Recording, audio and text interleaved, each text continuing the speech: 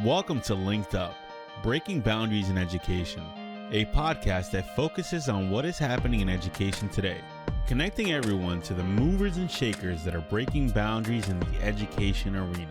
Welcome to LinkedUp, Breaking Boundaries in Education. We always talk about, Jerry, the silver linings of COVID, and I think today's topic is going to be one of those, because when we spoke about mental health, mental well-being prior to the pandemic, it was something, I don't know, sometimes even taboo. It was just something that wasn't as much discussed, importance, as it is now. And now it's obviously at the top of everyone's minds, thank goodness. So I'm looking forward to really turning another spotlight on that today in our podcast. Yes, and Jamie, I'm so glad you found Mandy Froehlich. I don't know much about Mandy, and so I'm super excited for this podcast today. Just looking at the books that she's written and the titles, I know it's going to be a wonderful podcast. So Mandy, welcome to LinkedUp. We are so happy to have you here today. And can you start, just tell us a little bit about your background, and then we'll go from there. Yeah, absolutely. And thank you so much for having me on. I appreciate it. I've always been a huge fan of ClassLink, so I'm happy to be here. I was a elementary teacher, and then I burnt out elementary teacher, but I was very, very passionate about technology in my classroom. And so when I left the classroom, I moved into being a tech integrator, and I really expected that to be like kind of breathe life back into my education journey. And it sort of did, sort of didn't. And I really had to figure out how I was going to go down that path of healing when there was no instruction. And so my journey has really sort of had these two lanes of ed tech and mental health SEL sort of running in parallel all the time. And so I was a tech integrator, and I moved to being a director of innovation and technology because it was the natural progression of the way somebody moves. And I had started really trying to be a mental health advocate for teachers in particular, since nobody really talked about that, and moved into consulting right prior to the pandemic. So that's what I do now full time, and I absolutely love it. I get to go around and work with districts, still be in classrooms, which is fantastic, and work with companies like yours. Oh, that's fantastic. Now, is your consulting more on the technical side, the SEL, a blend of both? Well, I wish I could say that it was all SEL, but that's not true. And I always kind of laugh about my work because you can tell where the priorities are, where people are putting their money, So I'm still doing probably 60 to 65% ed tech consulting, and then the rest would be SEL, educator, emotional engagement, things like that. Right, and you've written how many books? Four are published. My fifth one is on its way, so that should be out. We were hoping for this year. I don't know. It might be next year. Congratulations. That's so exciting. Your fifth one. Thanks. So I'm curious to hear about your journey through your books. So what was the first one? Why did it get started? How did you move to the second? And now we're on to the fifth. So tell us about that. And I think it will also shed a light on, as you mentioned before, maybe, hopefully, where priorities lie. We'll see. Yeah. So I never had any intention of writing a book ever. I was not one of those people who grew up wanting to write a book. I don't even consider myself a very good writer. But I had a few things happen early on that sort of propelled me down that path. And I always feel like that's how you're where you're supposed to be, right?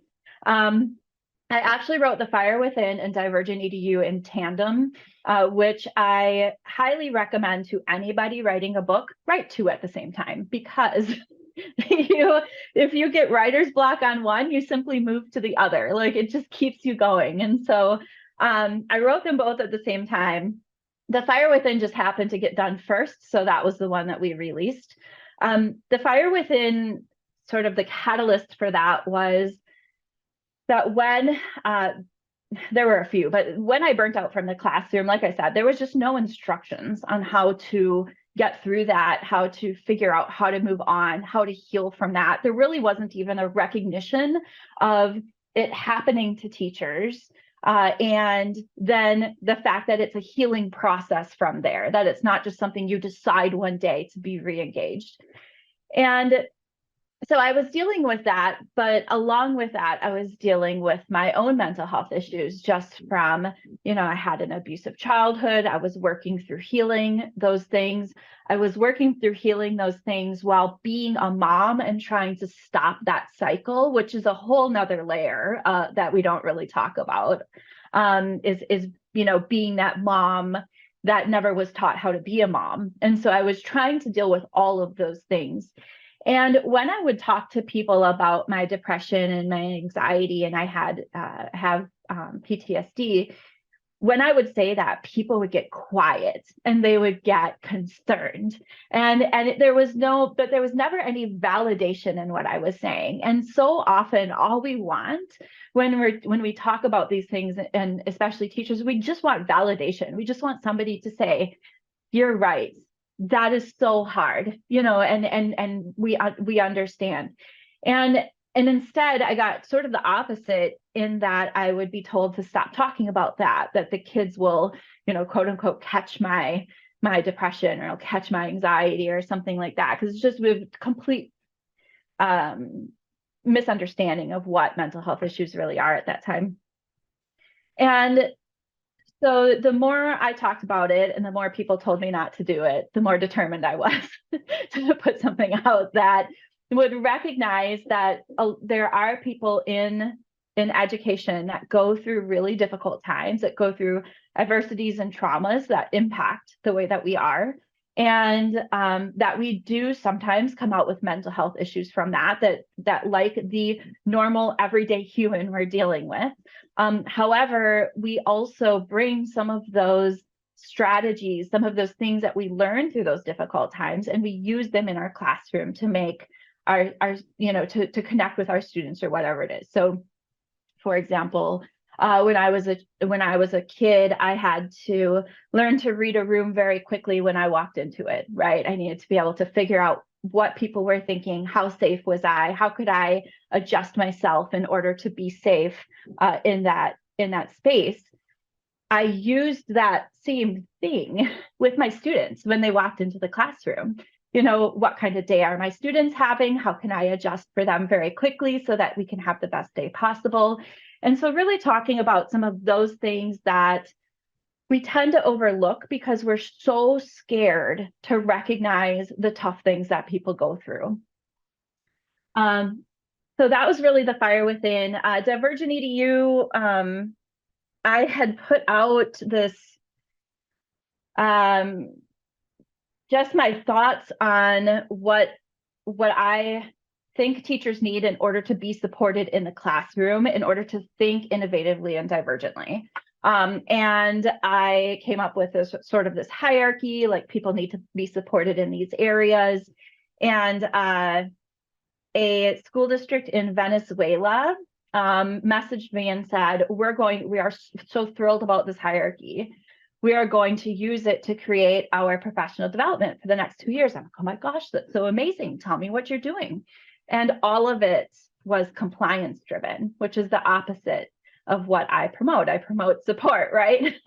And so I was like, oh no, I need to write a book on this, because I don't ever want people to think that I'm promoting compliance stuff for teachers when it really is about support. So very long explanation of that's how I was writing them in tandem. That's so cool. That's so cool. But I love how with the fire within, you really kind of, took your own experiences and realized, like, I need someone to check in with me. I need to check in with myself. It needs to happen in my classroom too. I mean, we all have to be at a level of comfort and wellness so that we can learn and progress. And if we're, Maslow, right? So if we're not there, we need to address that. We need to be in tune with that. So I think that is so important to, obviously we feel that way ourselves, so it has to be that way in the classroom. Morning meetings, things like that really help that. What are some other strategies that you shared in your book for helping teachers to do that?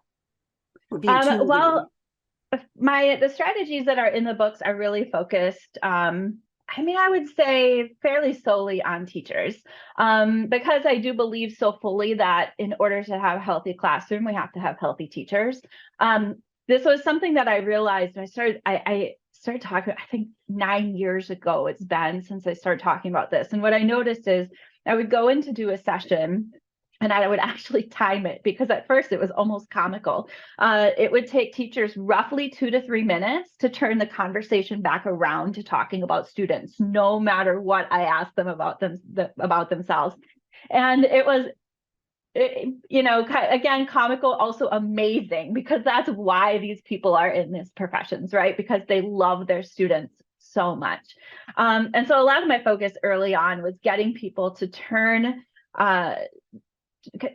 back to looking at themselves as you yourself need to be healed in order to be able to help other people heal. It's kind of what my 5th book is on, is this wounded healer concept, which includes some of those things.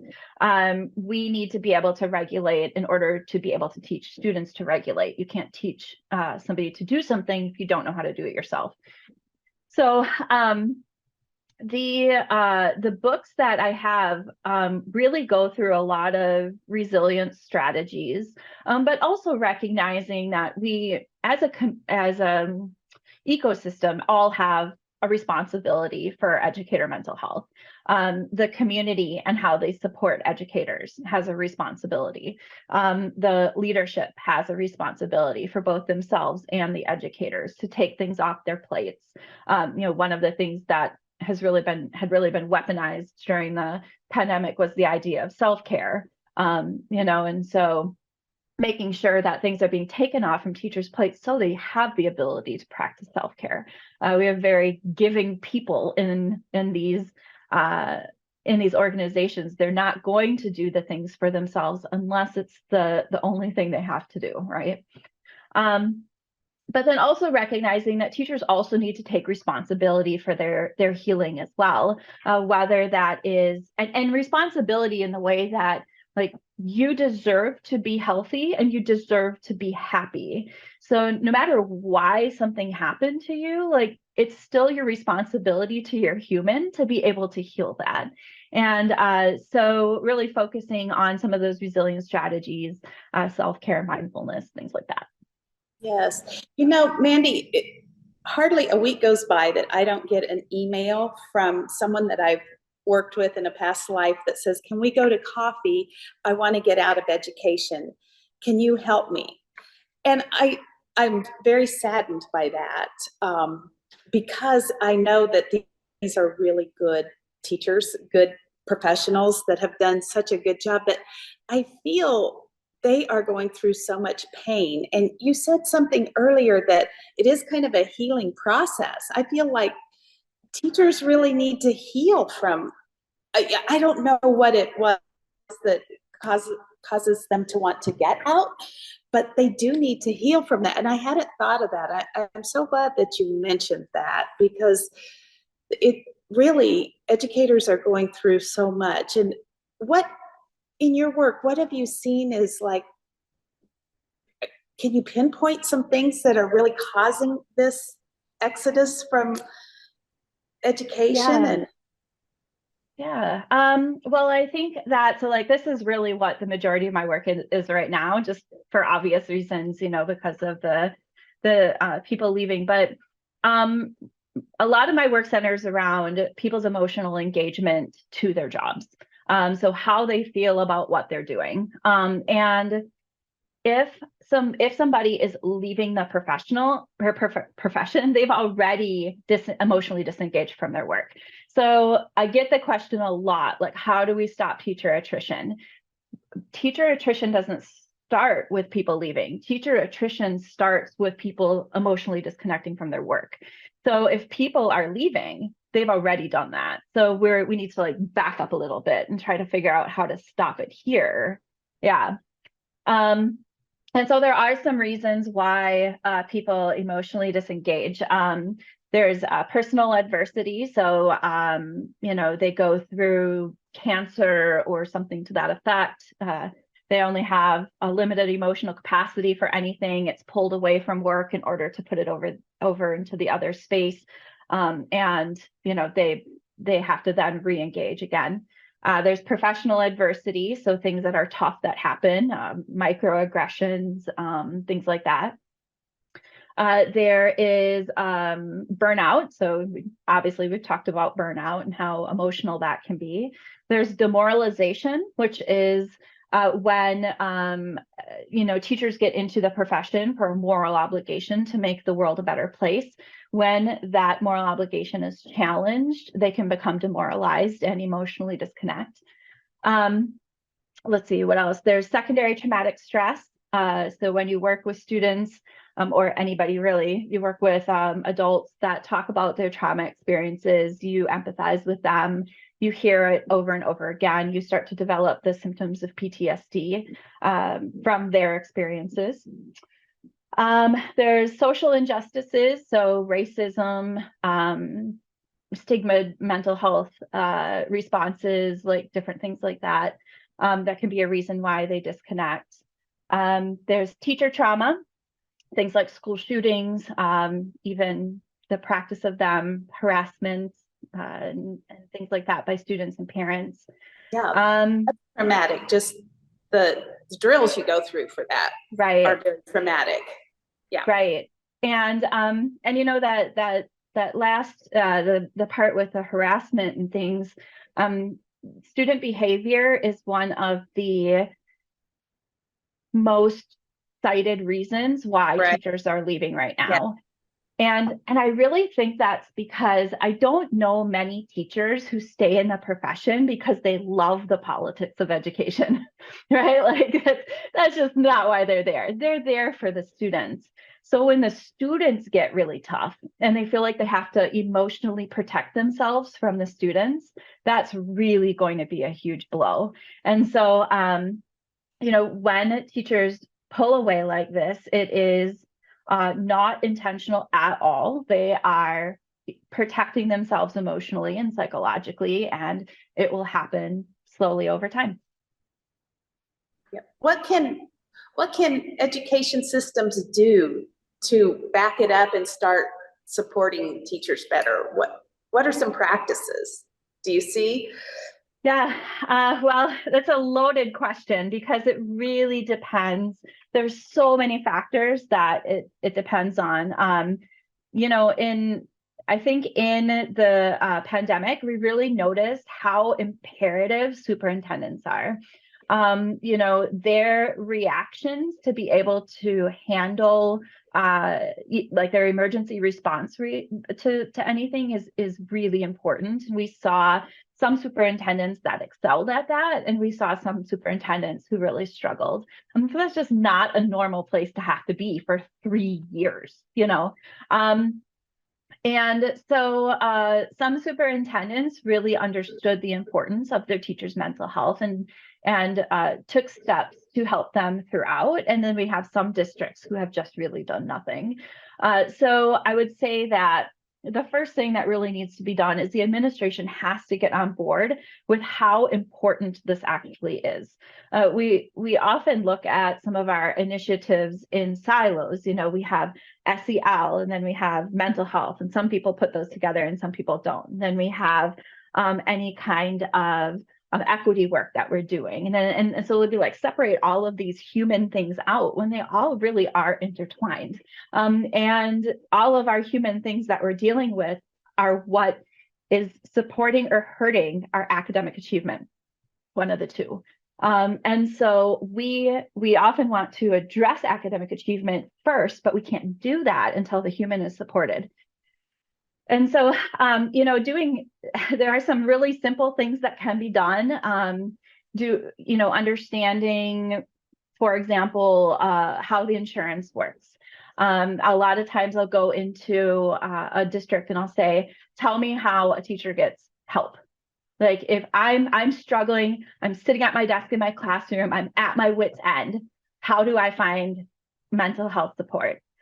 Well, if you pull up the presentation that was sent out 2 weeks prior to school and you go to slide 43 and you click on that link and you remember the 3 passwords that you need, and it's not, that's not conducive to somebody who's really struggling. Like, they need help right away. Or I'll hear, well, we have, an EAP and they can call a number, which is good in an emergency, but that's not really a long-term solution, because rarely can you get those same therapists on a call for multiple sessions. So we just know that's not best practice for true mental health support. So understanding, like what do they get? How can they get mental health support? How updated is the insurance as to who's accepting, what doctors are accepting new patients and what aren't? I went through this once with when I was a tech director and needed some help, and it took me 2 hours to be able to find the link that I needed in the in the insurance on the insurance website. And then I called 13 different places in order to try and get somebody who would take me, even though they all said they were open. And then, of course, they say, oh, you get 12 sessions, but you're paying for those sessions if you haven't met your out of pocket. So understanding really like how to get mental health support, and then how much does it actually cost the teacher to do that?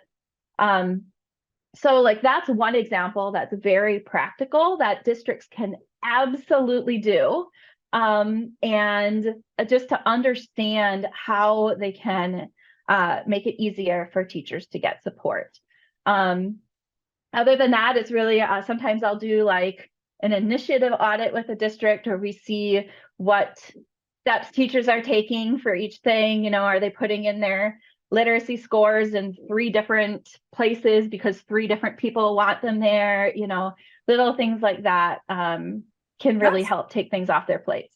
Absolutely. I mean, they are little things perhaps, but they really amount to something big, because those asking people to do the same thing over and over again really can be quite demoralizing. It can really take away from, like, as you mentioned, the true goal is to really work with kids, and it really just keeps more barriers to doing that.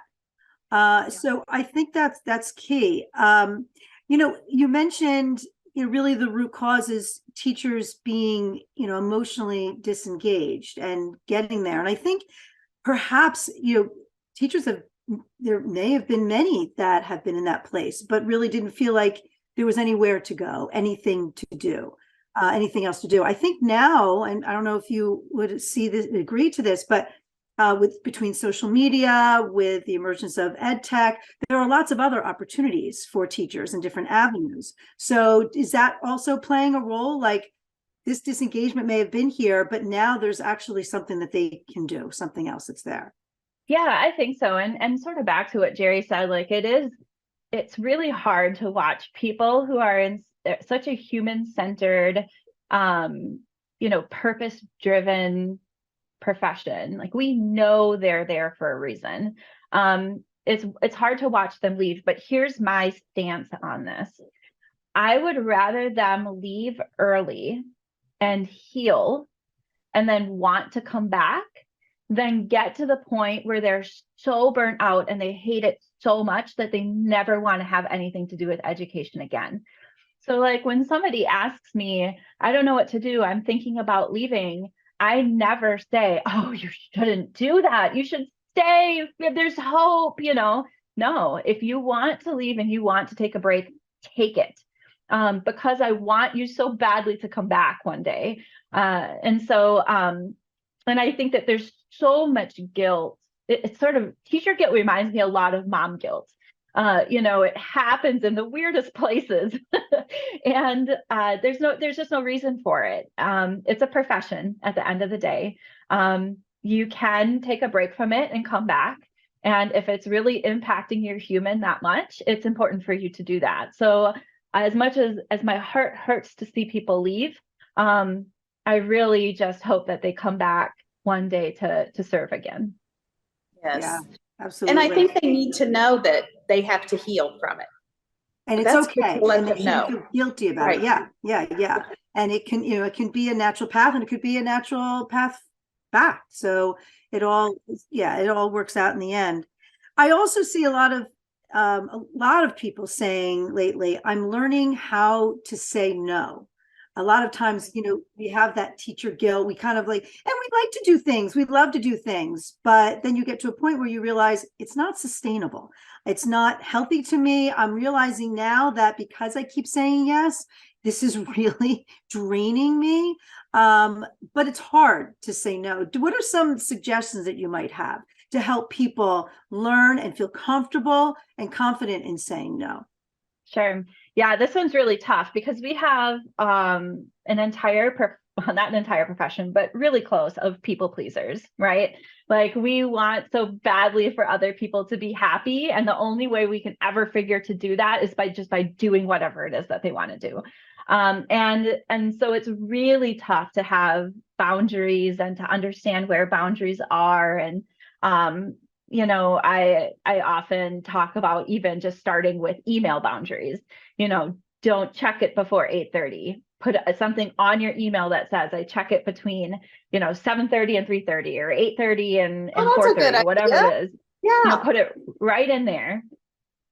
And then maybe that you don't check it on the weekends or something to that effect. Let them know when you're not doing it so that if you do at some point in time, check it at a different time. It's above and beyond and extra, and you can schedule the email for the next day or whatever it is. But start small, setting those boundaries like that. I still have I've had that boundary for quite some time, and I still have people who, if I'm not answering after 5 o'clock at night, that they'll message me at 10 o'clock at night and then again by 7 o'clock in the morning. But it is what it is. And I just gently remind them of my boundary that I don't answer after 5 or before 8. So please just keep that in mind next time, that I will get back to you as soon as I can. But I was definitely fell into that people pleasing place, and also with just enough social anxiety that it made me feel bad every single time. Did I say the right thing? Did I have the right boundary? Am I being unreasonable? Should I be doing this? And no matter what it was that I said no to, I would go through this process every single time. So some things that I started doing, again, the kind of easier things, being proactive, putting things into my email, setting, even if I was traveling, I set a vacation response. I'm traveling from this date to this date. I'm going to be slow to respond, just be aware. And then also I started to come up with scripts for things that made me super uncomfortable. So things like people asking me to do my work for free. This is my job. This is how I pay for things. Like I can't always do things for free. Sometimes I do, but can't always. And so I came up with a script of this is how much I charge and things like that. And I now send that out instead of even thinking about what they're asking. If it's something that is a lot of times I'll be asked to participate in a project that it doesn't make the project less important and it doesn't make the project less awesome, but I just don't have the capacity to participate in it. I have a script for that.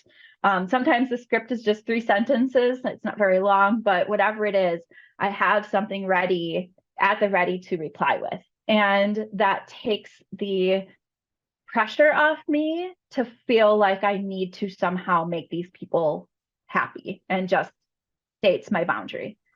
Kind of takes the emotion out of it too, because you know what you're going to say and you kind of get it done. And I love that. It's so proactive.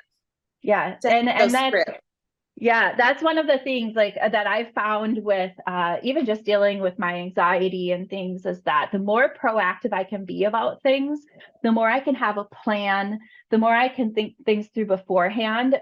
It makes me feel so much better. And boundaries for a lot of people falls under that. anxiety-ridden place. So yeah, absolutely. So your next 3 books then took you where? And do you have, we're going to make sure that we include them in the show notes. Do you have one place for all of these books? Do you have like so give us that and we'll make sure. So everyone look in the show notes and that way you can have access to all of them. But so you took us to the first 2 and you alluded to the 5th, but tell us about the other 2.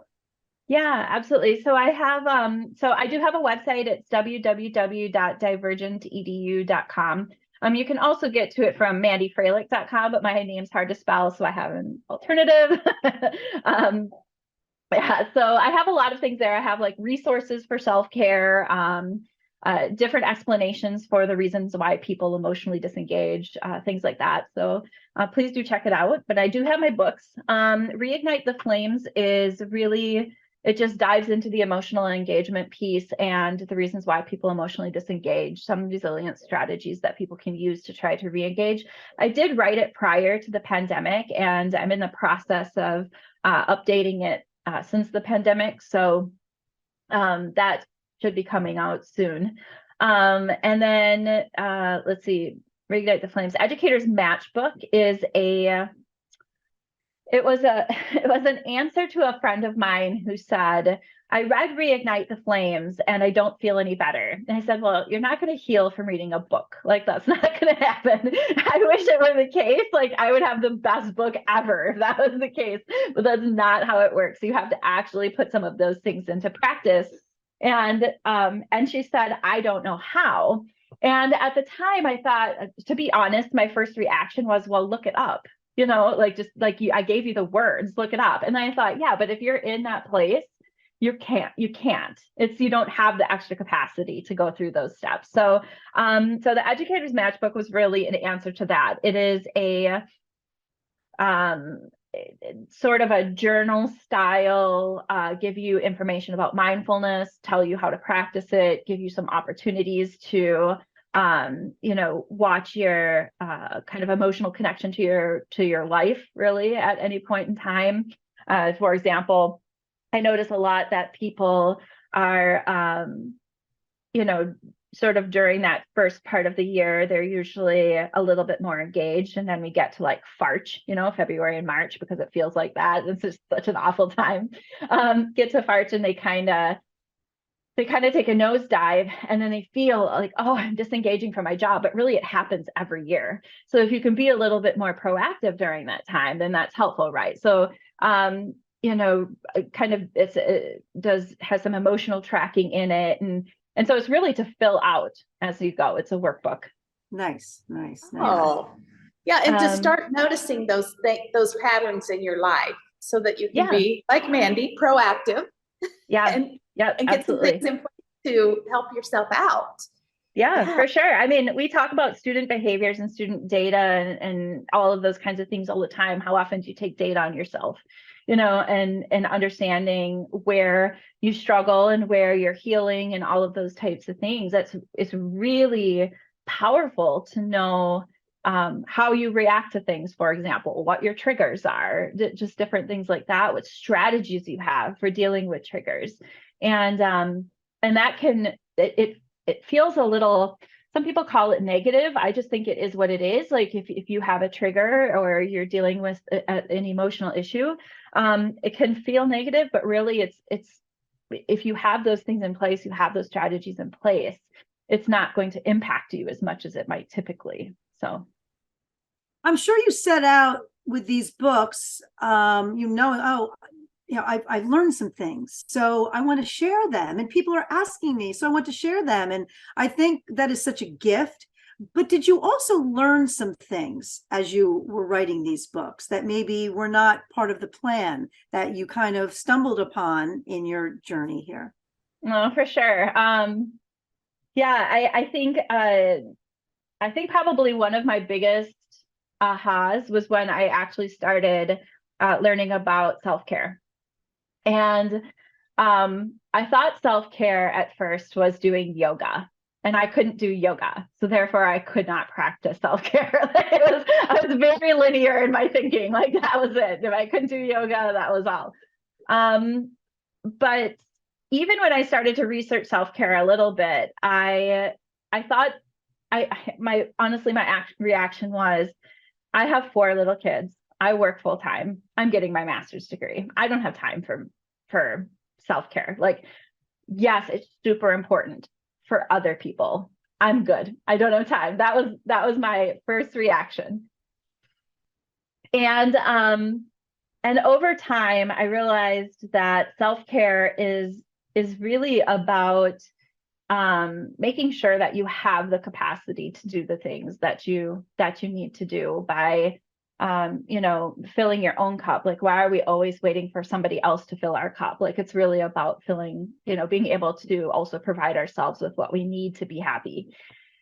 And so I sort of, I don't know, I developed would probably be the wrong word, but I went through the different kinds of self-care, and I picked what I felt were the 4 main parts of self-care. So we have like physical, spiritual, emotional, and intellectual self-care. Some people name up to 16 different kinds. I didn't think it was good for my self-care to have to remember 16 different kinds of self-care. So I picked 4.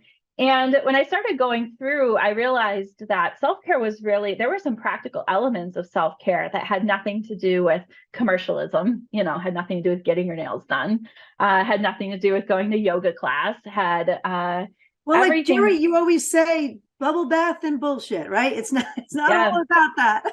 Yeah. There's more to it. Yeah. And some of it is about your own growth, like intellectually. If somebody having a stimulating conversation can be something that's self-care, going out with a friend and having a conversation over coffee that just makes you happy, that's part of self-care. And so understanding, taking the commercialism out of self-care, because that's a big thing right now too, right? There are things that you can do to fill your own cup that are totally free, that are not time consuming, that are very, very important, and also helps you just build your human up so that when hard things happen, you can handle it.